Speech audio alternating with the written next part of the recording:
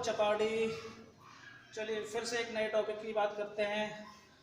जैसा कि स्क्रीन पे आपको दिख रहा है, हमारा आज का टॉपिक है फॉर्मूला ऑफ कंपाउंड। इसके बेसिस पे न्यूमेरिकल आता है जिसमें कंपाउंड के फॉर्मूला आपको बनाना होता है। तो उस कंपाउंड को फॉर्मूला बनाने के लिए कुछ बेसिक जानकारी आपको होनी चाहिए। वो बेसिक जानकारी जैसा कि स्क्रीन पे लिखी है वो चेक कीजिए। हालांकि प्रीवियस लेक्चर में हमने इन सारी बातों के बारे में डिस्कस किया था, एक बार फिर से डिस्कस कर लेते हैं इन चीज़ों को। तो फॉर ए गिवन एटम, पहली बात हमें मालूम होनी चाहिए वो है the number of tetrahedral voids are 2। किसी पर्टिकुलर एटम के लिए टेट्राहेड्रल वर्ड्स की संख्या होती है 2। And the number of octahedral word is 1। Octahedral word कितने होते हैं? 1। एक एटम है तो उसके लिए 2 टेट्राहेड्रल वर्ड और एक ऑक्टाहेड्रल वर्ड। ओके, और हमें मालूम जानकारी होनी चाहिए शेयरिंग की। Sharing part of an atom, तो अगर क्यूब के कॉर्नर पर कोई एटम प्रेजेंट है उसका 1/8 पार्ट शेयर रहता है। अगर फेस के सेंटर पर प्रेजेंट रहता है, अगर फेस के सेंटर पर प्रेजेंट रहता है जिसको हमने रेड डॉट से शो किया है, तो उस फेस के सेंटर वाला हाफ पार्ट शेयर रहता है। और एज सेंटर पर प्रेजेंट रहता है एटम तो उसका 1/4 पार्ट शेयर रहता है। एज सेंटर क्या होता है वो जरा, ये जो ग्रीन कलर से डॉट शो कर रहे हैं वो एज के सेंटर पर है। एक एटम से लेकर नेक्स्ट एटम तक के बीच की डिस्टेंस कहलाती है एज लेंथ, और इसके सेंटर पे वो edge at the centre of as.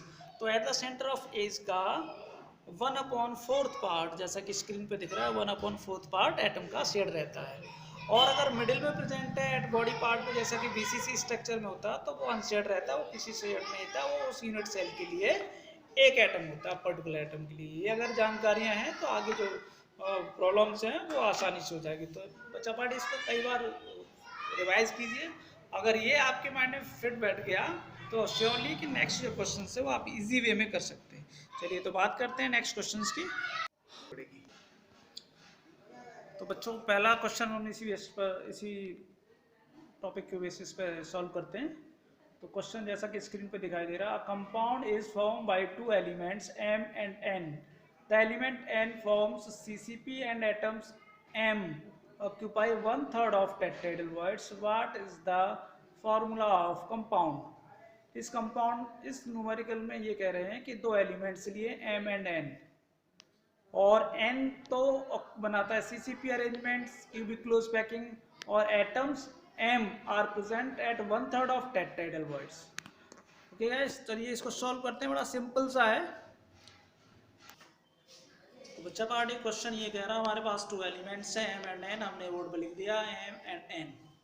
अब जरा क्वेश्चन क्या कह रहा है, यहाँ भी एक चीज़ आपको बता दूं मैं, यहाँ पर जो m और n दे रखा है, हम n को पहले क्यों नहीं लिखा या m को ही पहले क्यों लिखा, ये क्वेश्चन भी हो सकता है।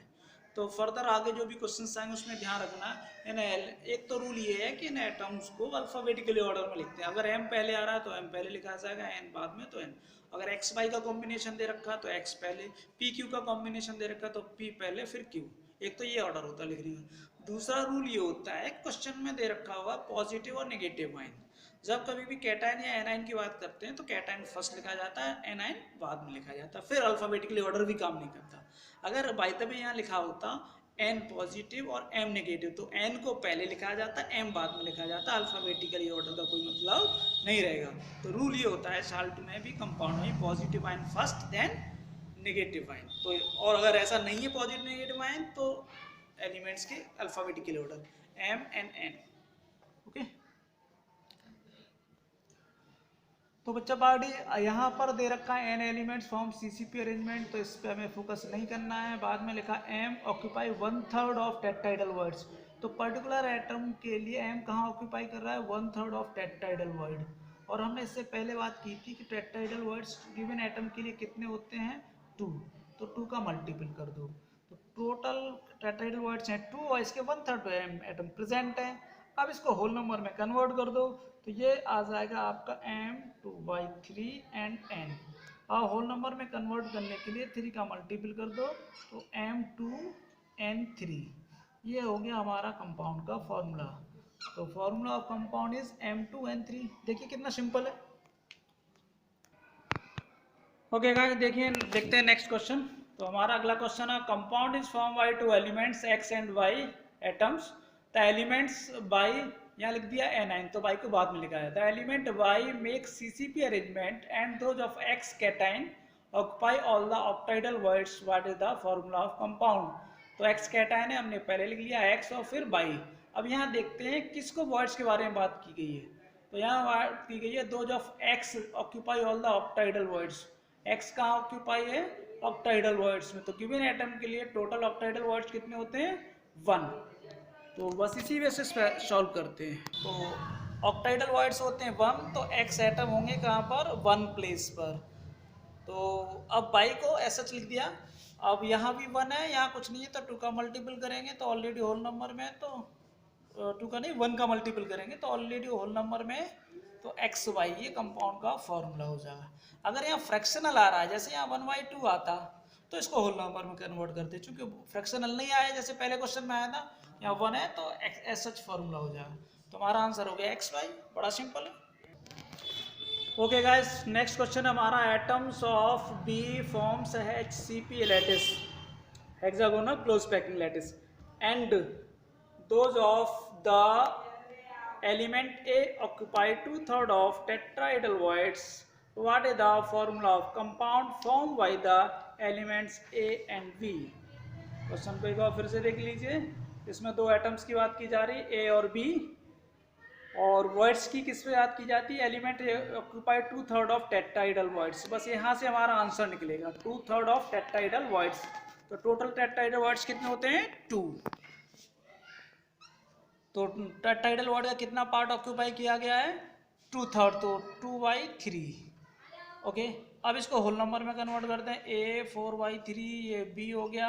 होल नंबर में कन्वर्ट करने के लिए 3 का मल्टीपल कर दो, तो ये 3 से 3 कैंसिल हो जाएगा, A आ जाएगा 4 और B आ जाएगा 3।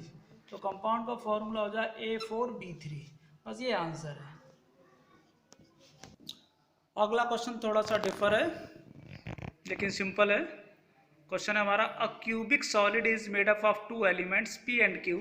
Atoms of Q are at the corners of the cube and P at the body center. What is the formula of the compound and what are the coordination number of P and Q atoms?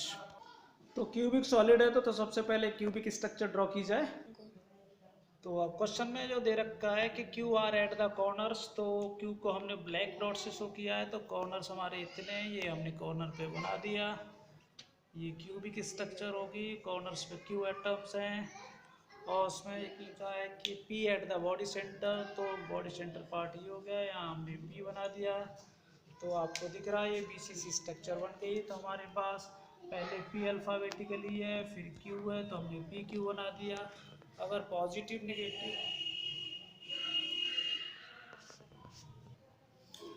तो P alphabetically पहले आता, लिख दिया, Q बाद में आता है, लिख दिया। P एटम्स कहाँ पर हैं, आपके बॉडी सेंटर पे, तो एक ही एटम होता है। Q एटम कहाँ पे, कॉर्नर्स पे, तो कॉर्नर्स पे कितने एटम हैं, 8, और कितना सेट रहता है, 1/8। तो आप ये कैंसिल आउट करेंगे तो कितना आ जाएगा, 1। तो फॉर्मूला हो गया PQ, ये हमारा कंपाउंड का फॉर्मूला। अब इसमें नेक्स्ट में ये पूछा, what are the coordination number of P and Q। तो एक बार फिर से इधर क्यूब की स्ट्रक्चर पे आ जाइए। ये P एटम्स है, P एटम्स कितने अदर एटम्स अटैच है, 1 2 3 और ये 4 5 6 7 8। तो कोऑर्डिनेशन नंबर का मतलब ये होता है नंबर ऑफ टचिंग स्फीयर या number of atom attach to the given atom. तो इस एटम से कितने अटैच है, 8। तो यहाँ आपको P का कोऑर्डिनेशन नंबर दिख रहा है कितना, 8। इसी तरह से अनदर यूनिट में Q सेंटर पे होगा तो तब कोऑर्डिनेशन नंबर Q का कितना होगा, 8। तो आप याद कर लीजिए, BCC ज्योमेट्री जब कभी भी होती है, body cubic centre, BCC geometry में पीछे वाले वीडियो हमने आपको बताया था कोऑर्डिनेशन नंबर पॉजिटिव और नेगेटिव आइन का 8 होता है। तो यहाँ कोऑर्डिनेशन नंबर हो गया 8 एंड 8 का कंपाउंड का फॉर्मूला हो गया PQ। अब जिस क्वेश्चन की बात करें उसका आंसर आपको कमेंट में लिखना है। When atoms are present at the corners of 12 ways, how many atoms are present per unit? बहुत सिंपल क्वेश्चन है, इस क्वेश्चन को रीड कीजिए और इसका आंसर जो है आपको कमेंट सेशन में रखना है, ठीक है। ओके, नेक्स्ट क्वेश्चन की बात करते हैं। नेक्स्ट क्वेश्चन थोड़ा सा कॉम्प्लिकेटेड है, बस समझ में आएगा आपके। A unit cell consists of a cube in which there are A atoms at the corners and B atoms at the face centered and A atoms are missing from 2 corners in each unit cell. What is the simplest formula of compound? Question ये कह रहा है ए atoms corner पर हैं, तो cube के corner कितने होते हैं 8, 8 में से कितने मिसिंग है 2 कॉर्नर से, तो कितने रह जाएंगे 6। ओके, तो ये ए एटम्स हो गए 6 प्लेस पे, और बी कहाँ पर है, and B atoms at the face centre, face के सेंटर कितने होंगे 6, तो बी एटम 6 प्लेस पर। ओके, इस बेस पे ध्यान रख के चलिए क्वेश्चन को सॉल्व करते हैं। ए एटम्स कहाँ है क्यूब के कॉर्नर पर, क्यूब के कॉर्नर कितने होते हैं 8, और नेक्स्ट लाइन में लिखा है सबसे लास्ट वाली लाइन में A atoms are missing from 2 corner, तो कॉर्नर 2 से मिस कर दो तो यहाँ कितने रह जाएंगे 6, और कॉर्नर वाला कितना शेयर रहता है 1/8, तो ए एटम्स हो गए 6 × 1/8, और B atoms at the centre of face, face कितने होते हैं टोटल 6, और कितना शेयर रहता है हाफ, ये इतना हो जाएगा। तो ए हो गया आपका 2 3 जा 6, 2 4 जा 8, और बी एटम हो गया 2 3 जा 6। ओके, अब होल नंबर में कन्वर्ट करने के लिए आपको क्या करना पड़ेगा, 4 से मल्टीपल कर दो, 4 से मल्टीपल करेंगे तो A3 और B कितना हो जाएगा 12, और सिंपलेस्ट फार्मूला बना देंगे तो 3 4 जा 12, सिंपल रेशियो आ गया AB4, ये हो गया आपका कंपाउंड का फार्मूला।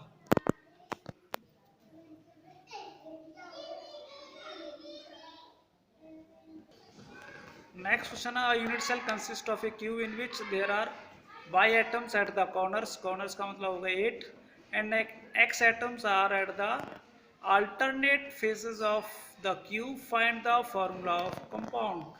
alternate फेस के सेंटर पर हैं, तो alternate फेस अगर हम क्यूब में काउंट करेंगे तो एनी 2 अपोजिट फेस आ जाएंगे। इसको जरा फिगर में देखते हैं। तो क्यूब हो गया, वाई एटम्स कॉर्नर पर हैं जो ब्लैक कलर से हमने शो किए हैं, वो वाई एटम्स हो गए। टोटल एटम्स कितने हो गए वाई एटम 8, तो मैं लिख दे रहा हूँ उधर 8 वाई एटम हो जाएंगे 8, कॉर्नर वाला शेयर होता है 1/8, तो यहाँ पर वाई एटम कितने आ गए 1। अब एक्स एटम की बात कर लेते हैं। X atom are at the alternate face, अगर एक्स एटम यहाँ पर हमने रेड कलर से शो किया इस फेस के सेंटर पर है, तो अल्टरनेट का मतलब इसके बाद एक छोड़ दो, इसको छोड़ दो तो इस पे आ जाएगा। ओके, इसके बाद एक छोड़ दो तो फिर वापस इस पे आ जाएगा। तो अल्टरनेट फेस का मतलब एनी 2 अपोजिट फेस पर आ जाएगा, तो एनी 2 अपोजिट फेस का मतलब 2 हो गए।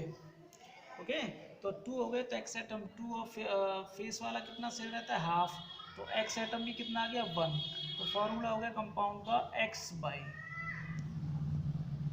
फिर से देख लो, अल्टरनेट फेस के कितने 2, तो 2 का हाफ कर दो 1 हो गया, एक्स एटम हो गया 1, वाई एटम कहाँ पर है कॉर्नर्स पे, कॉर्नर्स पे कितना पार्ट रहता है 1/8, तो 8 × 1/8 यानी 1, तो कंपाउंड का फॉर्मूला क्या हुआ x/।